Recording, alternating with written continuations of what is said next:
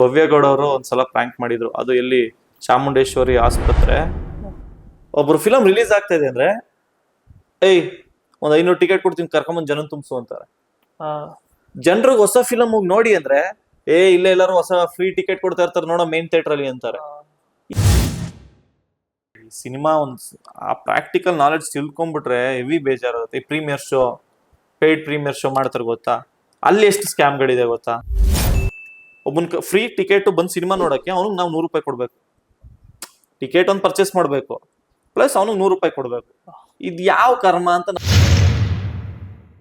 ಅಯ್ಯೋ, ಹೀರೋಯಿನ್ ಜೊತೆ ಪ್ರತಿದಿನ ಶೂಟ್ ಸ್ಟಾರ್ಟ್ ಆಗುವಾಗ್ಲೂ ಜಗಳ ಆಡ್ತಿದ್ದೆ, ಶೂಟ್ ಮುಗಿಯುವಾಗ್ಲೂ ಜಗಳ ಆಡ್ತಿದ್ದೆ.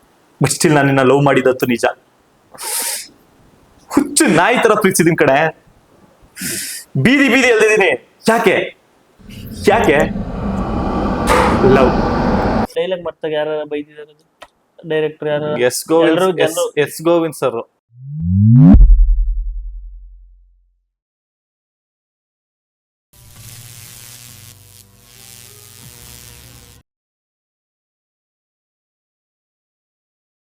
ಸೊ ಈಗ SR ಆಡೋಣ.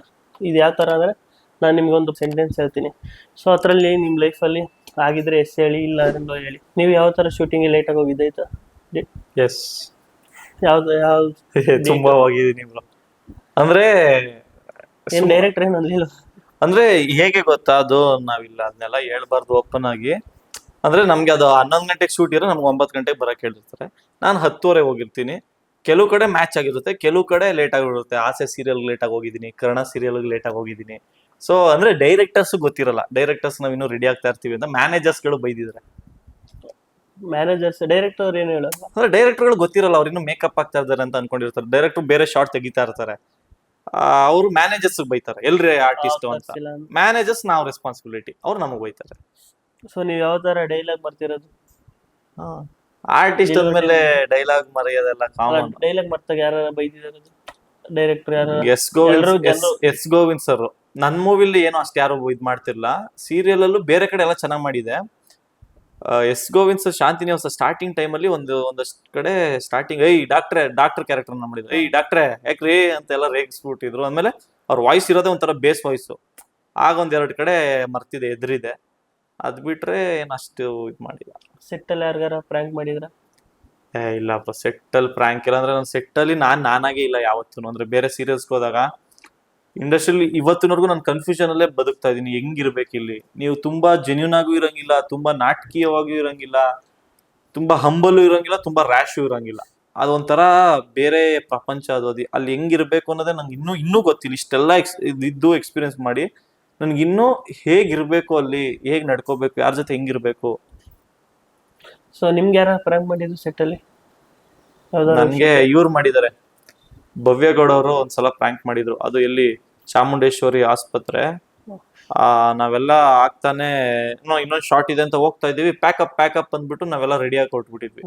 ಆಗ ಒಂದು ಜೋರಾಗಿ ಎಲ್ರು ನಗಾಡಿದ್ವಿ ಆ ಟೈಮಲ್ಲಿ.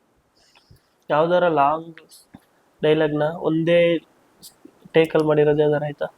ಮಾಡಿದೀನಿ ಬ್ರೋ. ಆದಿಲಕ್ಷ್ಮಿ ಪುರಾಣದಲ್ಲಿ ಮಾಡಿದೀನಿ, ಶಾಂತಿನಿವಾಸದಲ್ಲೂ ಮಾಡಿದೀನಿ. ಲಾಂಗ್ ಇರೋ ಸಿನಿಮಾದಲ್ಲಿ ಮಾಡಿದೀನಿ.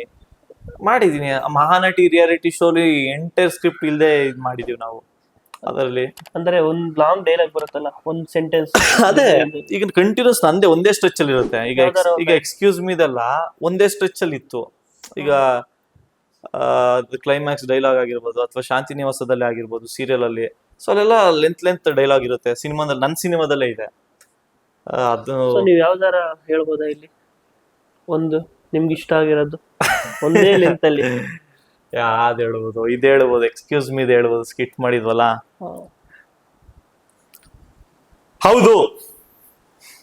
ಹೌದು ನನ್ಗೆ ಹಾಡಾಡಕ್ ಬರಲ್ಲ, ಮ್ಯೂಸಿಕ್ ನುಡ್ಸಕ್ ಬರಲ್ಲ. ಬಟ್ ಸ್ಟಿಲ್ ನಾನು ನಿನ್ನ ಲವ್ ಮಾಡಿದತ್ತು ನಿಜ. ಹುಚ್ಚು ನಾಯಿ ತರ ಪ್ರೀತಿಸಿದೀನಿ ಕಡೆ, ಬೀದಿ ಬೀದಿ ಎಲ್ದಿದ್ದೀನಿ. ಯಾಕೆ ಲವ್.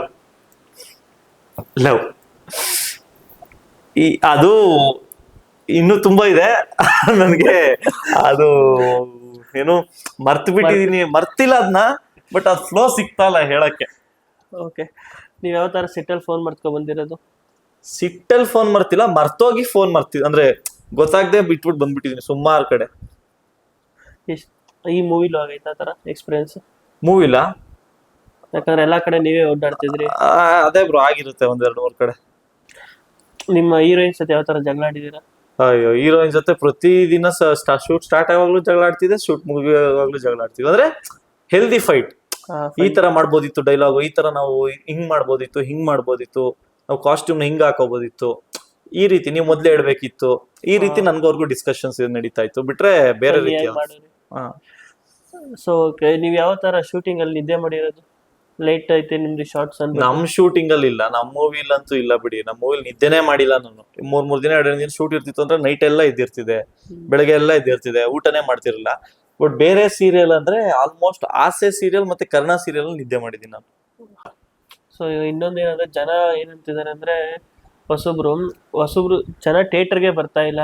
ಈಗೆಲ್ಲ ಫಿಲಂ ಮಾಡಿದವರೆಲ್ಲ ಏನ್ ಹೇಳ್ತಿದಾರೆ ಅಂದ್ರೆ ಜನ ಥಿಯೇಟರ್ಗೆ ಬರ್ತಾ ಇಲ್ಲ ಅನ್ನೋ ಒಂದು ಜನ ಥಿಯೇಟರ್ ಏನಕ್ಕೆ ಬರ್ತಾ ಇಲ್ಲ ಅಂದ್ರೆ ಇದನ್ನ ನಾನು ಇನ್ನೊಂದ್ ದಿನಾನು ಹೇಳ್ತೀನಿ. ಬಟ್ ಈಗ ನಿಮ್ಗೂ ಹೇಳ್ತೀನಿ ಇದನ್ನ ನೀವು ಹೈಲೈಟ್ ಮಾಡಿ ಹಾಕಿ.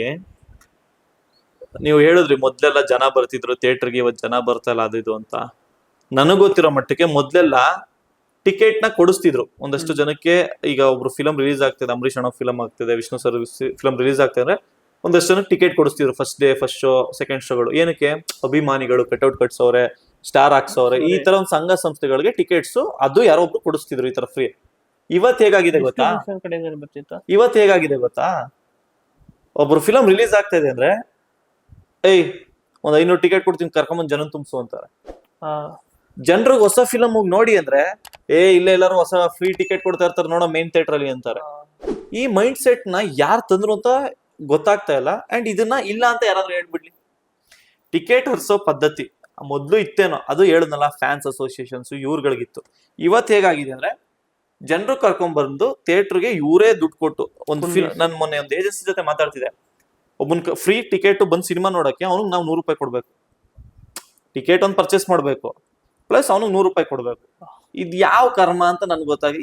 ಇದೆಲ್ಲ ಹಿಂಗ್ ಮಾಡಿ ಸಿನಿಮಾನ ಎಲ್ಲಿಗೆ ತಗೊಂಡ್ ಹೋಗ್ಬೇಕು ಅಂತ ಇದಾರೆ.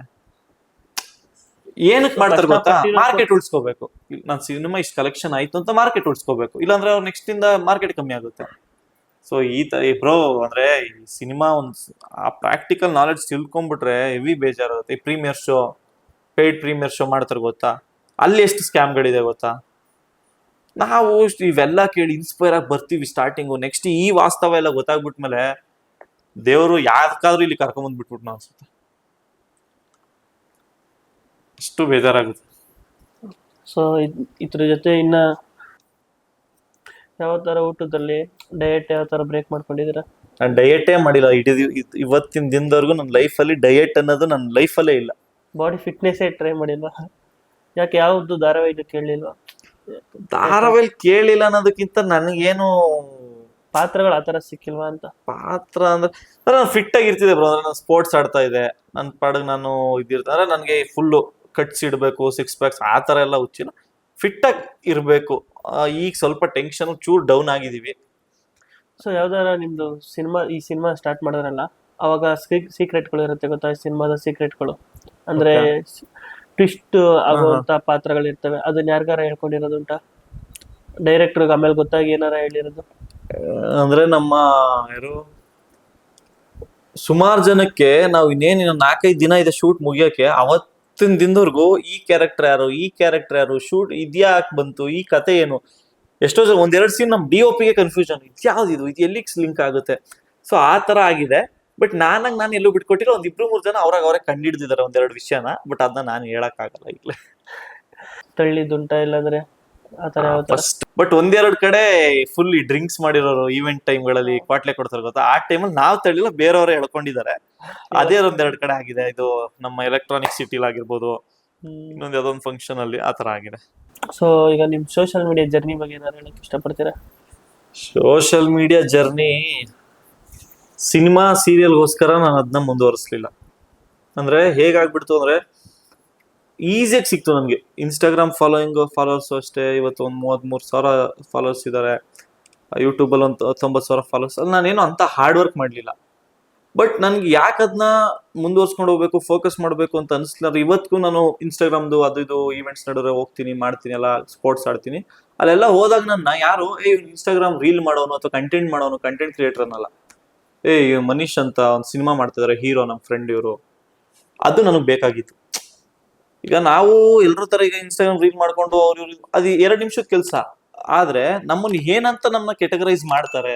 ಕಲಾವಿದನಿಗೂ ಇನ್ಫ್ಲೂಯೆನ್ಸರ್ಗೂ ತುಂಬಾ ಡಿಫ್ರೆನ್ಸ್ ಇದೆ. ಯಾಕೆಂದ್ರೆ ಈಗ ನಾಳೆಯಿಂದ ನಾನ್ ಇನ್ಫ್ಲೂಯೆನ್ಸರ್ ಆಗ್ಬೋದು, ಇದಾಗ್ಬೋದು, ಬಟ್ ಸಿನಿಮಾ ಹೀರೋ ಅನ್ಸ್ಕೊಳ್ಳೋದು ಇದೆಯಲ್ಲ. ಯಾಕೆಂದ್ರೆ ಇವತ್ ನಾವ್ ಎಲ್ಲೇ ಹೋದ್ರು ನಮ್ನ ಏನಂತಾರೆ, ಮೆಚೂರ್ಡ್ ಲವ್ ಸ್ಟೋರಿ ಹೀರೋ ಅಂತಾರೆ. ಬಟ್ ನಾನ್ ಏನಾದ್ರು ಅವತ್ತಿನ ದಿನ ದುಡ್ಡುಗೆ ಆಸೆ ಪಟ್ಟು ಯೂಟ್ಯೂಬ್ ಮಾಡೋಣ ಅಂತನೋ, ಅಥವಾ ಇನ್ಸ್ಟಾಗ್ರಾಮ್ ಅಲ್ಲಿ ರೀಚ್ ಆಗ್ಲಿ, ಫಾಲೋವರ್ಸ್ ಬರ್ಲಿ ಅಂದ್ಬಿಟ್ಟು ನಾನೇನೋ ಹುಚ್ಚಾಟ ಆಡಿದ್ರೆ ಇದಕ್ ನಾನು ಸೇರಿಸ್ತಿರ್ಲಿಲ್ಲ.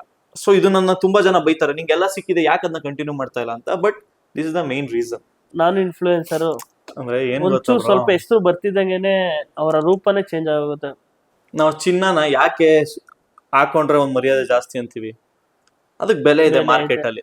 ಈಗ ಇನ್ಸ್ಟಾಗ್ರಾಮ್ ಅಲ್ಲಿ ಇಷ್ಟ ಜನ ಫಾಲೋವರ್ಸ್ ಇದ್ರೆ ಒಂದ್ ಬೆಲೆ ಇದೆ, ಒಂದ್ ಮಾರ್ಕೆಟ್ ಇದೆ, ಅದು ನಿಜ ಒಪ್ಕೋಬೇಕು. ಇವತ್ತು ಹೇಳ್ತೀವಲ್ಲ, ಎಷ್ಟೋ ಜನ ಇನ್ಸ್ಟಾಗ್ರಾಮ್ ಇನ್ಫ್ಲೂಯೆನ್ಸರ್ಸ್ ದುಡಿಯೋ ದುಡ್ಡಾಗಿರ್ಬೋದು, ಮಾಡೋ ಶೋಕಿನ ಹೀರೋಗಳು ಮಾಡಕ್ ಆಗ್ತಾ ಇಲ್ಲ. ಆತರ ಇದೆ. ಅದು ಈಗ ಅವ್ರ ದುನಿಯಾ ನಡೀತಾ ಇದೆ. ಬಟ್ ಯಾವತ್ತಿಗೂ ಇನ್ಸ್ಟಾಗ್ರಾಮು, ವಿಡಿಯೋ, ರೀಲ್ಸು ಇದೆಲ್ಲ ಅದೇ, ಸಿನಿಮಾನೇ. ಬಟ್ ಎಲ್ಲ ಒಂದ್ ಕಡೆ ಸಿನಿಮಾದವರು ಜಾಸ್ತಿ ಡಿಪೆಂಡ್ ಆಗ್ಬಿಟ್ಟು ತಪ್ಪು ಮಾಡಿದ್ರು ಒಂದಷ್ಟು ಕಡೆ. ಯಾಕಂದ್ರೆ ದೊಡ್ಡ ಏನ್ ಗೊತ್ತಾ ಬ್ರೋ, ಹೇಗಿರ್ಬೇಕು ಸಿನಿಮಾ ಅಂದ್ರೆ, ನಾವು ಸಿನಿಮಾ ನೋಡ್ಬೇಕಾದ್ರೆ ಹೇಗಿತ್ತು, ಸಿನಿಮಾ ಸ್ಟಾರ್ ಪಕ್ಕಲ್ಲಿ ನಾವು ಹೋಗ್ಬೇಕು ಅಂದ್ರೆ ಸಾಕಷ್ಟು ಪ್ರಯತ್ನ ಪಡ್ಬೇಕು, ದೊಡ್ಡ ಕೆಲಸ ಮಾಡ್ಬೇಕು ಸಿನಿಮಾ. ಈಗ ಹೇಗಾಗಿದೆ ಅಂದ್ರೆ 100 ಜನ ಫಾಲೋ 1 ಲಕ್ಷ ಫಾಲೋವರ್ಸ್ ಇದಾರೆ ಅಂದ್ರೆ ದೊಡ್ಡ ಹೀರೋ ಪಕ್ಕ ಯಾರ್ ಬೇಕಾದ್ರೂ ಹೋಗಿ ನಿಂತ್ಕೋಬಹುದು. ಮೂವಿ ಗೆಲ್ಸೋದಕ್ಕೋಸ್ಕರ PR ಗಳಾಗಿರ್ಬೋದು, ಮ್ಯಾನೇಜರ್ಸ್ ಆಗಿರ್ಬೋದು, ಯಾರನ್ನ ಬೇಕಾದ್ರೂ ಕರ್ಕೊಂಡು ನಿಲ್ಸ್ತಾರೆ. ಈಗ ಅವ್ರಿಗೆ ಹಿಂಗ್ ಬಂದ್ಬಿಡ್ತು, ನೀವೆಲ್ಲ ಏನ್ ಸಿನಿಮಾ, ನಾನು ಹೋಗ್ಬಿಟ್ಟು ದೊಡ್ಡವ್ರ ಜೊತೆ ನಿಂತಿದೆ. ಆ ಡಿಫ್ರೆನ್ಸ್ ನಾವೇ ಮಾಡ್ಕೊಂಡು ಈಗ ಮತ್ತೆ ಅವ್ರನ್ನ ತಪ್ಪು ಅಂತ ಹೇಳಕ್ ಆಗಲ್ಲ. ಅದು ಸೊ ಈಗ ಹೆಂಗಾಗೈತೆ ಅಂದ್ರೆ, ಒಂದು ಸಿನಿಮಾ ಓಡಬೇಕು ಅಂದ್ರೆ ಇನ್ಫ್ಲೂಯೆನ್ಸರ್ ಇರ್ಲೇಬೇಕು ಅನ್ನೋ ತರ ಬಂದ್ಬಿಟ್ಟೈತೆ. ಬಟ್ ನಾನು ಒಂದು ವಿಷಯ ಕೇಳ್ಪಟ್ಟೆ, ಇಲ್ಲಿ ಮಾತಾಡೋದು ತಪ್ಪು ಅನ್ಸುತ್ತೆ, ಬಟ್ ನಿಮ್ ಹತ್ರ ಒಂದು ಕೇಳ್ತೀನಿ. ಒಂದು ಇನ್ಫ್ಲೂಯೆನ್ಸರ್ ಮಿನಿಮಮ್ 70K ತಗೋತಾರೆ, ಅದು ನಿಜನಾ? ಅದು ಪ್ರಮೋಷನ್ಗೆ 1 ಲಕ್ಷದವರೆಗೂ ತಗೋತಾರೆ ಒಂದು ವಿಡಿಯೋಗೆ, ಬರೀ ಒಂದು ರೀಲ್ಸ್ಗೆ. ನಿಜ, ಒಂದು ರೀಲ್ಸ್ಗೆ 1 ಲಕ್ಷ 1.5 ಲಕ್ಷದವರೆಗೂ ತಗೋತಾರೆ. ಸೊ ಯಾಕಂದ್ರೆ ಕನ್ನಡ ಬೇರೆ ಸಿನಿಮಾ ಆದ್ರೆ ಓಕೆ ಅನ್ಬೋದು, ಕನ್ನಡ ಸಿನಿಮಾ ಏನ್ ಗೊತ್ತಾ ಎಲ್ರಿಗೂ. ಈಗ ನಾನು ಮೊನ್ನೆ ಒಂದು ವಿನಯ್ ಗೌಡ ಅವ್ರಿಗೆ ಚಾಲೆಂಜ್ ಮಾಡಿರ್ತೀನಿ,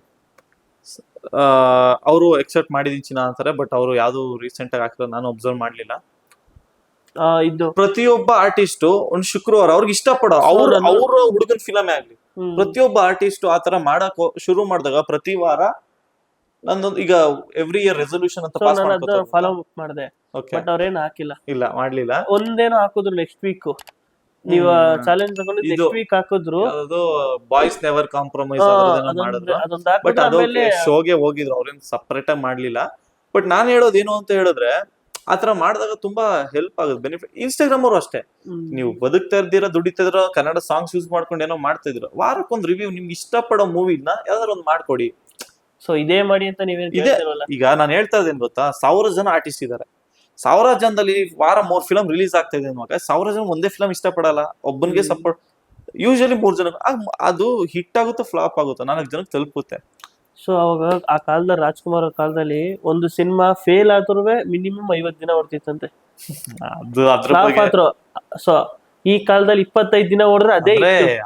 ಅದು ಆ ಟೈಮ್ಗೂ ಈ ಟೈಮ್ಗೂ ತುಂಬಾ ಬೇರೆ ಬೇರೆ ರೀತಿ ಡಿಫ್ರೆನ್ಸಸ್ ಇದೆ. ಮೂವೀಸ್ ಬರೋದಾಗಿರ್ಬೋದು, ಆಗ ಅಷ್ಟು ಬರ್ತಿರ್ಲಿಲ್ಲ, ಅಂದ್ರೆ ಟೈಮ್ ತಗೋತಿದ್ರು ಒಂದ್ ಮೂವಿ ಬರಕ್ಕೆ. ಇವತ್ತು ವಾರಕ್ಕೆ 4 ಮೂವಿ ಬರ್ತಾ ಇದೆ, ಡೇಟ್ ಗಳೇ ಸಿಗ್ತಲ್ಲ ಮೂವಿ ರಿಲೀಸ್ ಮಾಡಕ್ಕೆ. ಆಮೇಲೆ ಥಿಯೇಟರ್ ಸಮಸ್ಯೆ, ಔಟ್ಸೈಡ್ ಮೂವೀಸ್ ಬರ್ತವೆ.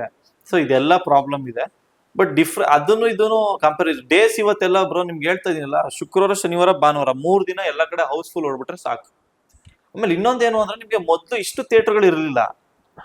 ಇಲ್ಲ, ಈಗ ನಿಮ್ಗೆ ಮೊದ್ಲು ಒಂದು ಡಿಸ್ಟಿಕ್ ಅಂದ್ರೆ 1-2 ಥಿಯೇಟರ್ 3 ಸ್ಕ್ರೀನ್ ಸಿಕ್ತಿತ್ತು ಆ ಟೈಮ್ ಅಲ್ಲಿ. ಅದಕ್ಕೆ ಎಲ್ಲರೂ ಜಾಸ್ತಿ ಅಲ್ಲ ಹೇಳ್ತಾ ಇರೋದು. ಸಿಂಗಲ್ ಸ್ಕ್ರೀನ್ಸ್ ಕಮ್ಮಿ ಆಗಿದೆ, ಮಲ್ಟಿಪ್ಲೆಕ್ಸ್ ಜಾಸ್ತಿ ಆಗಿದೆ. ಇವತ್ತು ಥಿಯೇಟರ್ಗಳು ಕಮ್ಮಿ ಆಗ್ತಿದೆ, ಸಿಂಗಲ್ ಸ್ಕ್ರೀನ್ಗಳು ಕಮ್ಮಿ ಆಯ್ತಾ ಐತೆ, ಮಲ್ಟಿಪ್ಲೆಕ್ಸ್ ಜಾಸ್ತಿ ಆಯ್ತಾ ಇದೆ. ಉದಾಹರಣೆಗೆ ಮೊಬೈಲ್ ಇವತ್ತು ನೋಡಿ, ಇವತ್ತು ನಮ್ನ ಇಲ್ಲೇ ನೀವು ಮೊಬೈಲ್ ಅಲ್ಲೇ ಇಟ್ಕೊಂಡು ತೋರಿಸ್ತಾ ಇದೀರಾ ಅಷ್ಟೇ, ಇನ್ನೇನು ಇಲ್ಲ. ಅದೆಲ್ಲ ಅದ್ರ ಬಗ್ಗೆ ಏನು ಇಲ್ಲ ಬ್ರೋ, ಎಲ್ಲರೂ ಮಾತಾಡ್ತಾರೆ, ಅದ್ರ ಬಗ್ಗೆ ಏನ್ ಮಾತಾಡ್ತೀರಾ.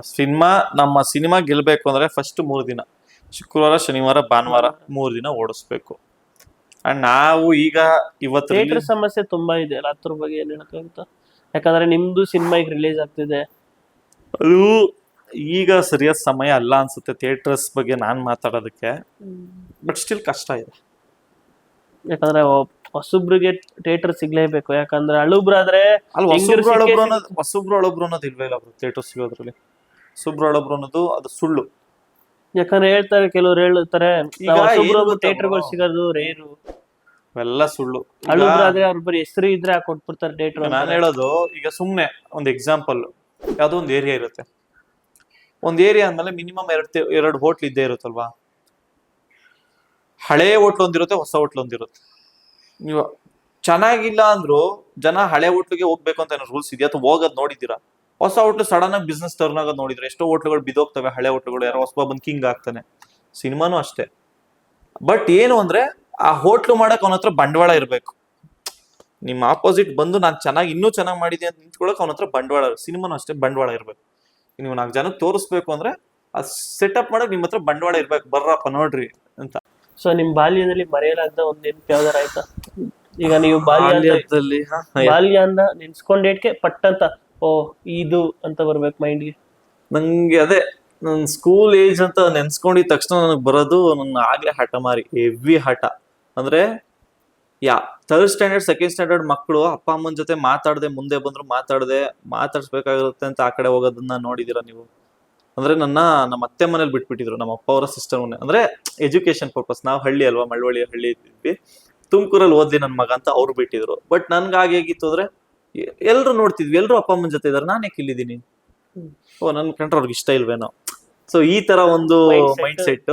ಒಟ್ ಆಗ ಹಠ ಹೇಗಿತ್ತು ಅಂದ್ರೆ ಥರ್ಡ್ ಸ್ಟ್ಯಾಂಡರ್ಡ್ ಓದ್ತಾ ಇರ್ತೀನಿ. ಇಲ್ಲೇ ನಮ್ಮ ಕನಕಪುರ ಕಬ್ಬಾಳಮ್ಮ ಸಾತ್ನೂರು, ಅಲ್ಲಿ ಹಬ್ಬ ಮಾಡ್ತಾ ಇರ್ತಾರೆ. ಯಾರೋ ಪೂಜೆ ಮಾಡಕ್ಕೆ ನಮ್ಮನ್ನ ಊಟ ಕರೆದಿರ್ತಾರೆ. ನಾವು ಹೋಗ್ತೀವಿ. ಎಲ್ಲಾ ಫ್ಯಾಮಿಲಿ ಬಂದಿರ್ತಾರೆ, ಎಲ್ಲಾ ರಿಲೇಟಿವ್ಸ್ ಬಂದಿರ್ತಾರೆ, ಎಲ್ಲರ ಜೊತೆ ಮಾತಾಡ್ತಾ ಇರ್ತೀವಿ. ಎಲ್ಲರೂ ಚೆನ್ನಾಗಿರ್ತಾರೆ. ನಾನ್ ಮಾತ್ರ ನಮ್ಮ ಅಪ್ಪ ಅಮ್ಮನ ಜೊತೆ ಮಾತಾಡಲ್ಲ, ಮುಖಾನೇ ನೋಡಲ್ಲ. ನಾನು ನಮ್ಮ ಅಪ್ಪ ಅಮ್ಮನ ಮುಖಾನೇ ನೋಡಲ್ಲ. ಯಾವಾಗ? ಥರ್ಡ್ ಸ್ಟ್ಯಾಂಡರ್ಡ್ ಅಲ್ಲಿ, 3ನೇ ಕ್ಲಾಸ್ ಅಲ್ಲಿ. ಹಂಗೆ ಬೇಡ, ನೀವು ನನ್ನನ್ನು ಅಲ್ಲಿ ಬಿಟ್ಟಿದ್ರ, ನೀವೇ ನನ್ನ ನೋಡ್ತೀರಾ, ನನ್ನ ಮಾತಾಡಿಸ್ತೀರಾ, ನಿಮ್ ಪಡು ನೀವಿರೇ, ನನ್ ಪಡು ಎಳ್ಕೊಂಬಂದ್ರು ಈ ಕಡೆ ತಿರ್ಕೋತಿದೆ, ಮುಖ ನೋಡಿಲ್ಲ. ಆಮೇಲೆ ನಮ್ಮಮ್ಮ ಇವನು ಯಾಕೋ ಇದ್ ಮಾಡ್ಬಿಡ್ತಾನೆ ಬಿಟ್ರೆ ಅಂದ್ಬಿಟ್ಟು ವಾಪಸ್ ಕರ್ಸ್ಕೊಂಡ್ರು. ಅದು ನನ್ನ ಚೈಲ್ಡ್ಹುಡ್. ಅಂದ್ರೆ ನಾನು ಹಠ ಮಾಡಿ ನಾನು ಅಲ್ಲಿಂದ ಇಲ್ಲಿಗೆ ಬಂದೆ ಅನ್ನೋದೇ ನಂದು ಚೈಲ್ಡ್ಹುಡ್ ಮೆಮೊರಿ. ಅರೆ ಮಕ್ಳು ಓದ್ಲಿ ಅಂತ ಆಗಿರ್ತಾರೆ. ಬಟ್ ಅವ್ರು ತಪ್ಪಿಲ್ಲ. ಬಟ್ ಆ ಟೈಮ್ ಅಲ್ಲಿ ಎಲ್ರು ನೋಡ್ಬೇಕಾದ್ರೆ ನಮ್ಗೂ ಜಲಸ್ ಫೀಲ್ ಆಗೋದು. ಅಪ್ಪ ಅಮ್ಮ ಅವರು ಇದ್ ಮಾಡೋದಾಗಿರ್ಬೋದು. ಈಗ ನಮ್ಮ ಅತ್ತೆಯವರು ಕೂಡ ನನ್ನ ಅಮ್ಮನಿಗಿಂತ ಹೆಚ್ಚಾಗಿ ನೋಡ್ಕೊಂಡಿದ್ದಾರೆ. ಬಟ್ ಸ್ಟಿಲ್ ಅಪ್ಪ ಅಮ್ಮನೇ, ಅತ್ತೆ ಮಾವನೇ ಎಲ್ಲ ಅದೇ. ಅದ್ರ ಸಪ್ರೇಟ್ ಒಂದು ಬೌಂಡ್ರೀಸ್ ಇರುತ್ತೆ, ಗೊತ್ತಾ? ಸೊ ಆತರ ಡೈಲಿ ನೀವು ಸ್ಕೂಲ್ ಲೈಫ್ ಅಲ್ಲಿ ಇದ್ದಾಗ, ಸೊ ಯಾಕಂದ್ರೆ ಮೆಚೂರ್ ಲವ್ ಸ್ಟೋರಿ ಅಂದ್ರೆ ನೀವ್ ಹೇಳಿದ್ರೆ ಮಿಡಲ್ ಕ್ಲಾಸ್ ಲೈಫ್ ಅಂತ. ಸೊ ನಿಮ್ದು ಮಿಡಲ್ ಕ್ಲಾಸ್ ಲೈಫ್, ನಮ್ದು ಎಲ್ಲರೂ ಮಿಡಲ್ ಕ್ಲಾಸ್ ಲೈಫ್. ನಿಮ್ದು ಯಾವ ತರ ಡೈಲಿ ರೊಟೀನ್ ಇತ್ತು? ಸ್ಕೂಲ್ ಲೈಫ್ ಅಲ್ಲ ಕಾಲೇಜ್ ಅಲ್ಲ? ಕಾಲೇಜಲ್ಲಿ ಹೇಳಿ. ಸ್ಕೂಲಲ್ಲಿ ನಾರ್ಮಲ್ ಇರುತ್ತೆ. ಸೊ ಕಾಲೇಜಲ್ಲಿ ಹೇಗಿತ್ತು ಅಂದ್ರೆ ನಾನು JC ಕಾಲೇಜಲ್ಲಿ ಓದಿದ್ದು, ಮೈಸೂರು JSS ಕಾಲೇಜು.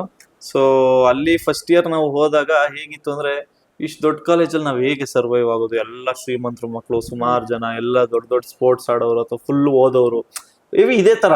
ಅಲ್ಲಿ ನಾವಿಲ್ಲಿ ಹೆಂಗ್ ಸರ್ವೈವ್ ಯಾರು ಗೊತ್ತಿಲ್ಲ, ಒಬ್ರು ಪರಿಚಯ ಇಲ್ಲ ಏನು ಅಂತ. ಬಟ್ ಒಂದು ಏನ್ ಖುಷಿ ವಿಚಾರ ಅಂದ್ರೆ ಈ ತರ ಹೋಗಿದ್ ಹುಡ್ಗ, ಅದು ಏನಾಯ್ತು ಕಾಲೇಜಲ್ಲಿ ಆಮೇಲೆ ಹೇಳ್ತೀನಿ. ಈಗ ಲಾಸ್ಟ್ ವೀಕ್ ನಾನು ಆ ಕಾಲೇಜ್ಗೆ ನಾನು ಮೂವಿ ಪ್ರಮೋಷನ್ ಮಾಡಕ್ಕೆ ಗೆಸ್ಟ್ ತರ ಹೋಗಿರ್ತೀನಿ ಸ್ಟೇಜ್ ಮೇಲೆ.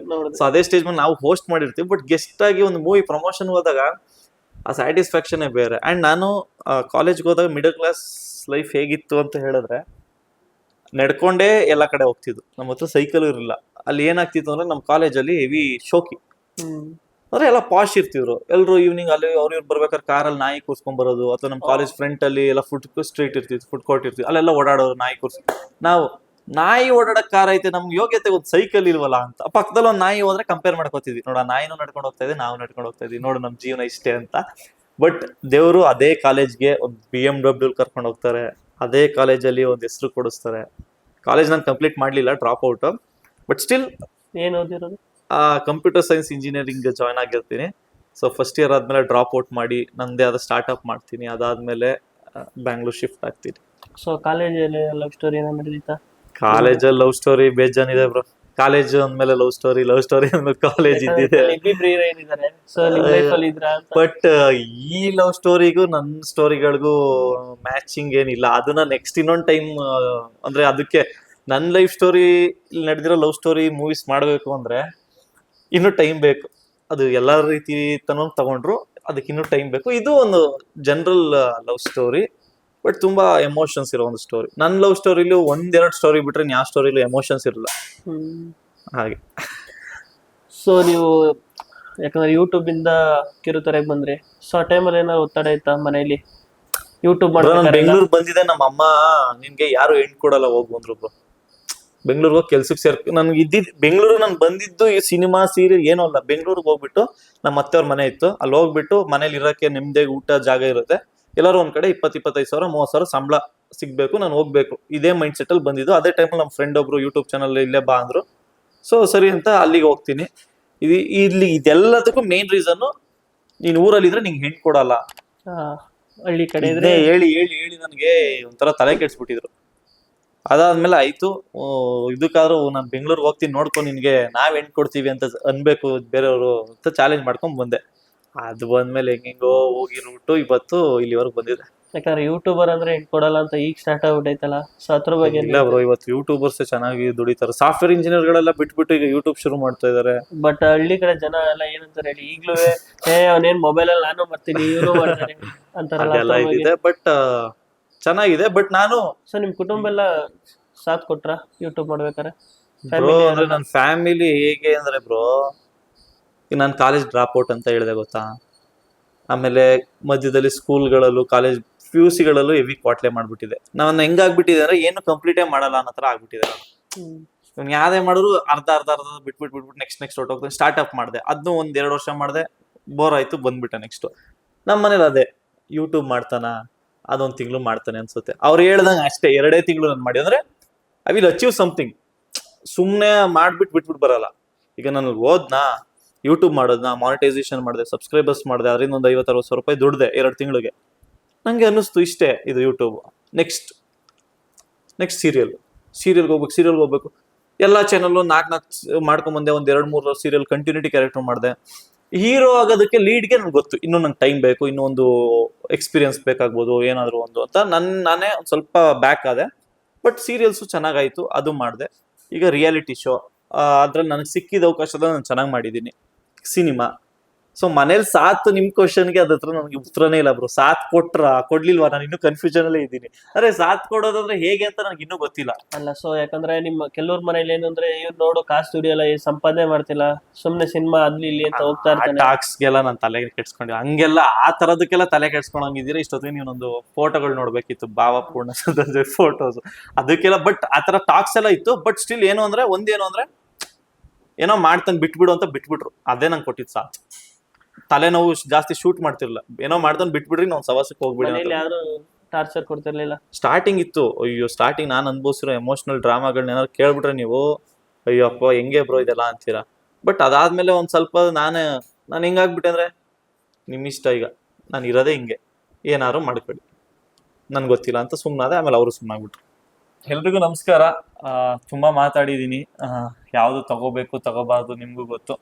ಎಲ್ಲಾನು ತಗೊಳ್ಳಿ ಅಂತ ಹೇಳಕ್ಕೆ ನಾನೇನು ವಿವೇಕಾನಂದ ಅವರು ಅಲ್ಲ, ಸುಭಾಷ್ ಚಂದ್ರ ಬೋಸು ಅಲ್ಲ. ಸೊ ನಮ್ಮಲ್ಲೂ ಕೆಲವು ತಪ್ಪುಗಳಿರುತ್ತೆ, ನಮ್ಮಲ್ಲೂ ಕೆಲವು ಸರಿಗಳಿರುತ್ತೆ. ನಿಮಗೆ ಯಾವ್ದು ಇಷ್ಟ ಅನ್ಸುತ್ತೆ, ನಿಮ್ಗೆ ಯಾವ್ದು ಒಳ್ಳೇದು ಸರಿ ಅನ್ಸುತ್ತೆ ಅದನ್ನ ತಗೊಳ್ಳಿ. ಅಂಡ್ ನನ್ನ ಸಿನಿಮಾ ಮೆಚೂರ್ಡ್ ಲವ್ ಸ್ಟೋರಿ ಇದೇ ಸೆಪ್ಟೆಂಬರ್ 25ನೇ ತಾರೀಕು ಎಲ್ಲಾ ಚಿತ್ರಮಂದಿರಗಳಲ್ಲಿ ರಿಲೀಸ್ ಆಗ್ತದೆ, ದಯವಿಟ್ಟು ನೋಡಿ. ಹಾಗೆ ನಮ್ಮ ಬ್ರದರ್ ಶಿವಕುಮಾರ್ ಅವರು ಫ್ರೆಂಡ್ಲಿ ಶೋ ಅಂತ ಒಂದು ಯೂಟ್ಯೂಬ್ ಚಾನೆಲ್ ಮಾಡ್ಕೊಂಡಿದ್ದಾರೆ. ಸೊ ಅದಕ್ಕೂ ಕೂಡ ಎಲ್ಲರೂ ಸಪೋರ್ಟ್ ಮಾಡಿ, ಸಬ್ಸ್ಕ್ರೈಬ್ ಆಗಿ. ಅಂಡ್ ಒಂದು ಒಳ್ಳೆ ಪ್ರಯತ್ನದಲ್ಲಿದ್ದಾರೆ, ಒಂದು ಕ್ವಾಲಿಟಿ ವಿಡಿಯೋಸ್ ಕೊಡಬೇಕು, ಹೊಸ ಕಲಾವಿದರಿಗೆ ನಾವು ಪ್ರೋತ್ಸಾಹ ಮಾಡಬೇಕು ಅಂತ ಒಂದು ಪ್ಯಾಷನ್ ಅಲ್ಲಿ ಇದನ್ನ ಮಾಡ್ತಾ ಇದ್ದಾರೆ. ಸೊ ಅವ್ರಿಗೂ ಒಳ್ಳೇದಾಗ್ಲಿ, ಅಂಡ್ ಎಲ್ಲ ಕಲಾವಿದರಿಗೆ ಒಳ್ಳೇದಾಗ್ಲಿ. ಕನ್ನಡ ಸಿನಿಮಾಗಳಿಗೆ ಒಳ್ಳೇದ್ ಮಾಡಿ, ಕನ್ನಡ ಸಿನಿಮಾ ಕಲಾವಿದರನ್ನ ಉಳಿಸಿ ಬೆಳೆಸಿ.